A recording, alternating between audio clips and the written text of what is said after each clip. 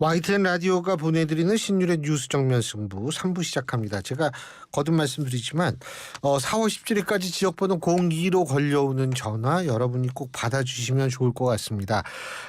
바로 청취율 조사 전화인데요.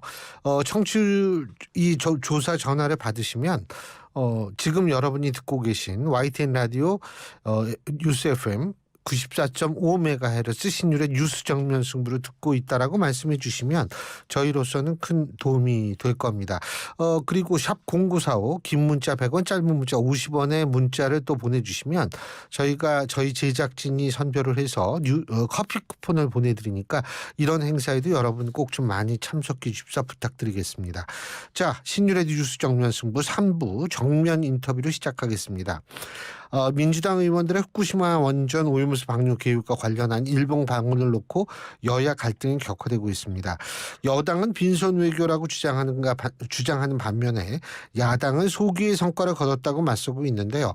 자, 더불어민주당 후쿠시마 원전 오염수 방출 저지 대응단 간사인 양이원영 의원 연결해서 입장 자세히 들어보겠습니다. 의원님 안녕하십니까? 네, 안녕하세요. 예. 일단 제가 이것 좀 여쭤볼게요. 우리나라는 오염수라고 그러잖아요. 예? 네. 근데 미국은 처리수, 방류수 뭐 이렇게 얘기를 한다고 그러는데 일본은 미국은요? 미국도 그렇게 얘기한다고요? 제가 미국은 확인하지는 못했고요. 일본은 예. 동경전력은 그걸 알프스 처리수, 그러니까 다액종 제거 설비 처리수 이렇게 말합니다. 예. 그 네. 개념상으로 어떻게 다른 겁니까? 네, 처리한 처리수이지만 오염이 여전히 남아 있기 때문에 방사성 물질 오염이 최대 19,900배, 뭐가요? 기준치의 19,900배까지 오염되어 있는 게 현재 남아 있기 때문에 그러니까 처리를 해도 그게 남아 있다는 말씀이세요? 네, 그렇죠. 처리를 해도 저희가 근데, 이번에 가서 확인한 게 예. 1,066개 탱크 중에서 34개 탱크 정도는 거기 들어있는 방사성 물질의 피폭 설량 이런 걸 다 더해서 기준치를 보거든요. 예. 그거의 한 1배 정도 기준치 정도다. 그게 한 34%고 나머지 66%는 최대 19,900배, 적으면 뭐 2배, 5배, 10배 이 정도로 오염돼 있다는 걸 확인을 했습니다. 근데 이제 그게 처리수예요. 그 탱크에 담아 있는 게 처리수예요, 지금? 그렇죠. 지금 알프스에 한번 처리하고 나온 거죠. 한 번 처리한 거요. 네네. 그럼 그게 한 번만 처리하고 그냥 끝나는 겁니까? 더 돌려서 처리할 예정이다 이렇게 말을 하죠. 그러면은 그게 더 그래서- 돌리면은 어떻게 되는 거예요? 그래서 저희는 예. 그러면 알프스의 그 처리 능력이 어느 정도 되는지 네. 확인을 해야 되니까 예. 알프스에 들어가기 전에 방사성 핵종은 어땠고 몇 베크렐이나 있고 얼마나 그렇죠. 들어있고 예. 그다음에 처리하고 난 다음은 얼마나 남아 있는 거고 예. 이거를 저희가 확인을 해야 한 번 더 가면 괜찮겠구나 이렇게 생각을 하지 않겠습니까? 그렇죠. 근데 그 데이터가 없어요. 우리 정부에도 없고 안 주니까 예. 저희가 그걸 이번에 가서 동경전력에 공식적으로 공개적으로 요청을 했죠. 그러니까 반응이 어떻던가요? 뭐 받던데요. 예? 그냥 받았어요. 저희 요청 받았어요? 서한을 받았습니다. 네, 받아갔습니다. 예. 네네. 근데 지금 뭐 10,000배 넘게 있다. 근데 이게 방사성 동위원소가 그 한 60몇 종이 거기 포함이 돼 있다고 그러죠? 그죠? 원래는 한 200종, 300종 이상 의미 있는 이제 방사성 핵종이 이렇게 있다고 하는데 예. 그 중에 한 64종 정도가 남아 있다고 보는 것 같아요. 예. 네, 64종 중에서 이번에 그 종류를 더 줄였더라고요. 많이 줄어들었다 그러면서 30종 정도로 줄었고 근데 그 30종을 네. 지금 양이원 의원님께서 말씀하신 막 10,000배가 넘게 나오더라. 이거는 그 64종이든 30종이든 어떤 원소가 그렇게 나오는 거예요? 그 종류가 여러 가지예요. 굉장히 뭐 삼중수소도 있고요. 저는 의미 있게 봤던 거는 보통 원전이 정상 가동될 때도 이런 삼중수소가 그러니까 걸리지를 못하니까 나오게 되거든요. 근데 이런 것만이 아니라 그 핵무기의 원료가 될 수 있는 플루토늄 239, 플루토라는 게 죽음의 신이잖아요. 예. 그 정도로 위험하다고 하는 플루토늄 239도 있고요. 그리고 그런 것도 핵연료. 10,000배가 넘어요? 그거는 그 배수까지는 제가 확인은 못했고 다만 그 안에 들어있는 건 확인을 했어요. 근데 그 그러니까 만 배가 그리고 넘는다는 종류가 어떤 종류인지 궁금해서 여러 여쭤본 종류를 거거든요. 다 합쳤을 때 총 피폭설량의 19,900배가 가장 최대고 적은 거는 뭐 2배, 4배, 5배 이렇게 있는 것도 있고 19,900배까지 높게 있는 거는 전체 탱크의 한 5%인가? 그러면 1,000개가 넘는 탱크니까 5%면 몇 개일까요? 이게 한 50여 개? 요 데이터는 그러니까 일본에서 얻으신 데이터를 가지고 분석하신 결과죠? 네, 분석한 게 아니라 그 데이터 자체인 거죠. 데이터 자체죠. 네, 그러면은 네. 일본 사람들도 이렇게 뭐 만 몇 배씩 되는 거는 어떤 식으로든 처리해야겠다라고 생각을 해야 맞는 거 아닌가요? 아니 그러니까요. 그래서 저희가 갔을 때 일본 여론이 좀 폭발적으로 반응한 이유가 3월 달에 다큐멘터리를 많이 했다 그러더라고요. 일본 언론에서. 예. 그 다큐멘터리 내용이 이 원전 오염수가 데이터나 이런 거에서 여러 가지 좀 신뢰하기 어려운 것들에 대해서 전문가들이 지적을 좀 했나 봐요. 그런 데이터들이 나오고 하니까 일본 내에서도 저희가 가기 직전에 일본의 원자력 문화재단인가? 우리나라도 그런 재단이 있는데요. 원자력 쪽에 어쨌든 그 여론조사를 하는 기관이 있나 봐요. 거기서 방사성 오염수, 후쿠시마 오염수를 방류하는 데에 대해서 일본 국민들이 이해를 다 구했다고 생각하냐라고 물어봤을 때 52%가 이해를 얻지 못했다.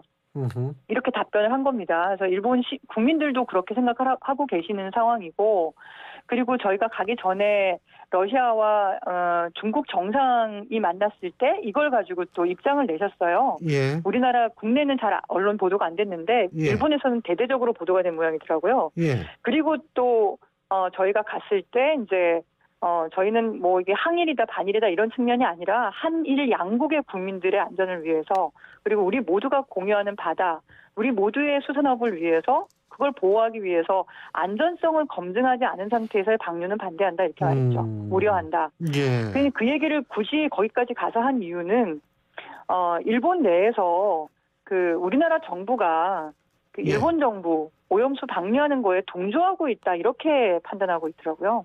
예. 네. 그러니까 그래서 이걸 그렇지 않다는 거를 분명히 알릴 필요가 있다고 생각을 했던 거고요. 예. 그리고 뭐 우리 대통령실도 그렇고 여당에서도 뭐 오염수 방류를 찬성한다 그러진 않지 않습니까? 예. 네. 그리고 대통령실에서도 그건 가짜뉴스다 이렇게 얘기하고 있으니까 그런 내용을 분명하게 전달을 했죠. 제가 또 여쭤볼 게 아까 삼중수소가 그렇게 많다 이런 말씀하셨는데 네. 삼중수소는 그 뭐 알프스요? 그 뭐 정수 시스템이요? 거기에서 못 걸러져 가지고 그거를 희석시켜야 되는 존재라고 어디서 들었거든요.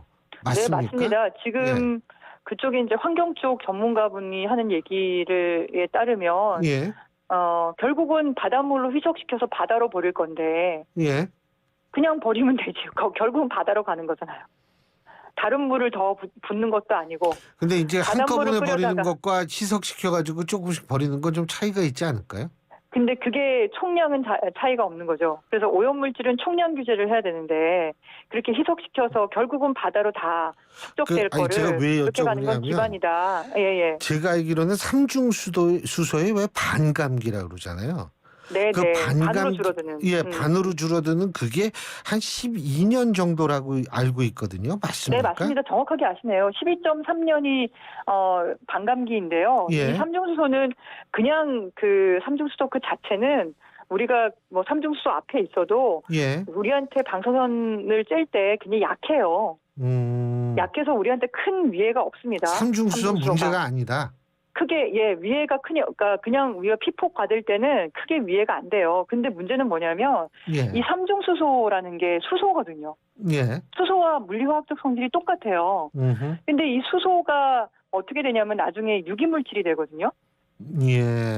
유기물질이 된다라는 거는 조금 더 설명해 주시면. 탄수화물 이런 거에 구성 성분이 되는 거예요. 거기에 들러붙는다 이거예요. 그러니까 예를 들면 산성이나 뭐 이런 물고기에.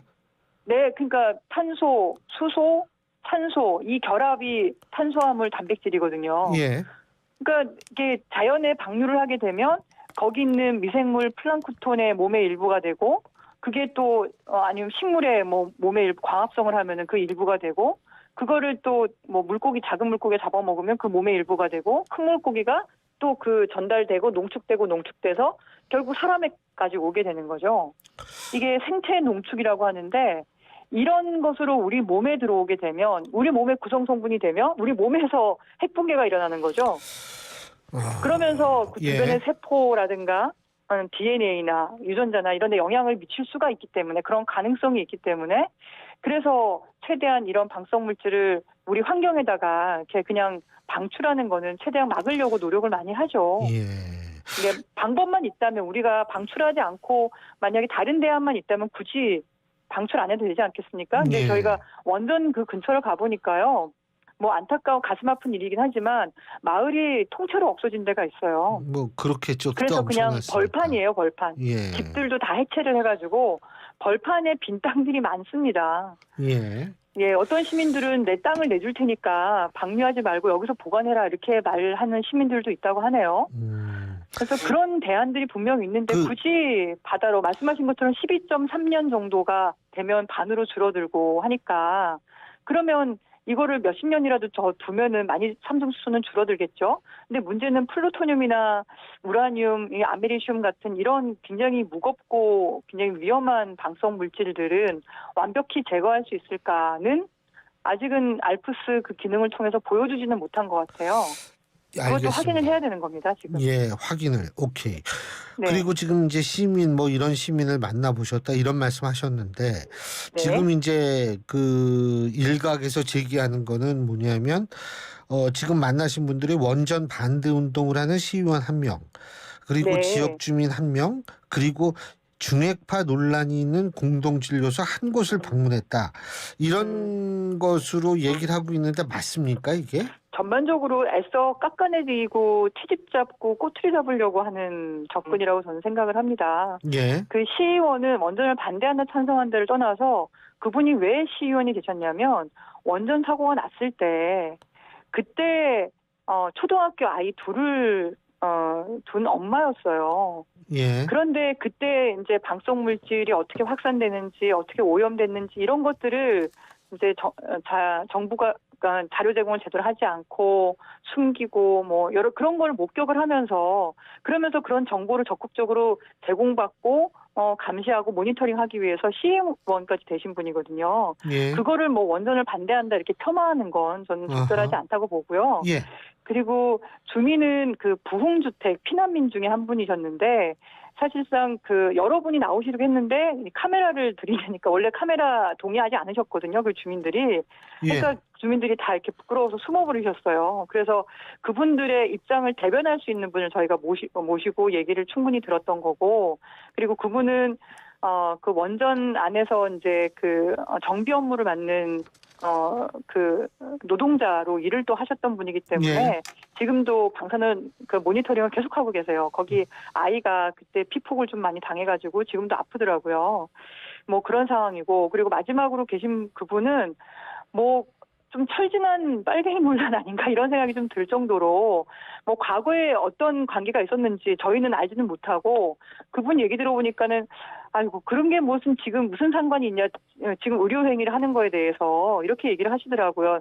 그러니까 뭐 아주 오래된 지나간 그런 얘기인 것 같고 이 공동진료소가 개인이 운영하는 것이 아니라 전국에 있는 시민들이 모금을 해가지고 이 후쿠시마 원전 사고로 인한 그 주민들의 피폭이라든지 이런 거에서 그 병원 진료를 제대로 못 받으니까 그거를 진료해주기 위해서 전국에서 모금으로 이 운영이 됐던 거고 전국에 있는 의사들이 교대로 와서 이렇게 자원봉사하는 곳으로 10년이 넘는 동안 지역사회에서 굉장히 신뢰를 받는 곳이었어요. 근데 그거를 뭐 그런 식의 정치적인 어떤 자극적인 문구를 이용해가지고 이렇게 깎아내리는 건 저희가 굉장히 죄송하더라고요. 그분들이 가서 만나신 분의 전부입니까? 후쿠시마 현에 가서 만난 분들은 그 세 분인 거죠. 후쿠시마 그리고 그 이외에 도쿄에서 만난 도쿄에서 만난 분도 계시고 그리고 후쿠시마 현에서는 그렇게 하고 그리고 원전 주변을 좀 이렇게 둘러봤죠.